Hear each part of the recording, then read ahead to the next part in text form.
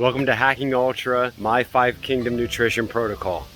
Publishing at the same time of this video is an introduction to my philosophy on nutrition entitled 5 Kingdom Nutrition, One Metabolic Food System. In this video, I'm not going to go into why I selected each of the foods that are currently on my menu, or even the exact criterion for how I intend to add foods. This video is more about what and how. So with these two companion videos, you get my philosophy towards nutrition and you get how I'm eating right now. And in future episodes, we'll flesh out the space in between, as well as follow along as our philosophy and our protocol both evolve.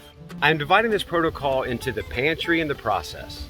The pantry is what I'm eating, how we add foods to the pantry, and then the protocol is the method of eating, the intervals, our eating habits relative to activity levels, and then I think we'll be perfectly set up for this 5 Kingdom Nutrition video series. Stay tuned for a similarly foundational video series on activity. My personal pantry currently includes ruminant meat, pork, chicken, eggs, sardines. I use butter, salt, and pepper as seasonings.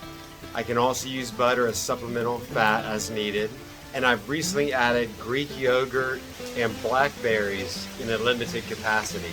The way new foods make it into our pantry is if I'm considering a new food, I will eat it pretty regularly for a few days to a week, monitor my physical effects, mental effects, impact on sleep. And if it seems like the food is okay, it becomes part of our pantry.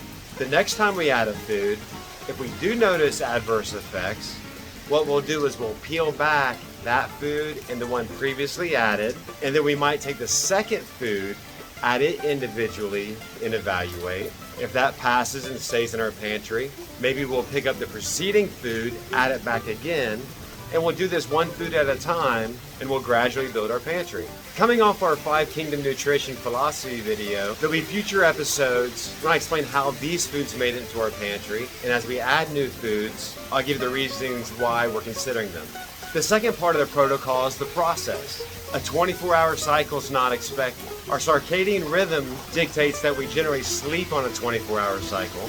Our culture and lifestyle dictate that we operate on a 24-hour cycle. But my feeding seems to follow more of a 48 or even 72-hour cycle. I'm going to continue to refine my understanding of this through observation, but as it stands now, I simply listen to my body and I consume the meals when my body tells me to. Generally, meal number 1 is 4 to 6 eggs and a can of sardines. Seasonings can be added, and really anything in the pantry can be added according to what the body wants. The next time I need a full meal, which might be the same day or the next day, we move to meal 2. This is generally meat, seasonings allowed, and then eggs and sardines and additional butter can be added as needed. The Greek yogurt really varies with our activity level, but lately I've been including Greek yogurt in meal number 2.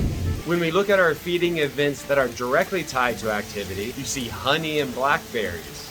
The honey has not actually been added to the pantry yet, and the blackberries are a new addition. But ultimately, I'm trying to develop a format for pre-workout, intra-workout, and post-workout nutrition. And of course, workout could be a 45-minute session or an 8-hour effort on the trail. So this aspect of the process is really still being worked out as we go. So in future videos, we'll continue to flush out the 5 Kingdom Nutrition philosophy, and we'll continue to develop my 5 Kingdom Nutrition protocol. And I'm going to make an effort to generalize this protocol so that as I apply it to myself, others might find benefit in applying the methodology to their own conditions. I fully expect that my 5 Kingdom protocol and your 5 Kingdom protocol might look very different, but in the ways in which we are genetically very similar, surely we can learn from each other's journeys. So I appreciate you being here. Please engage in the comments. I want to share the things that I'm learning, and I want to learn the things you're learning.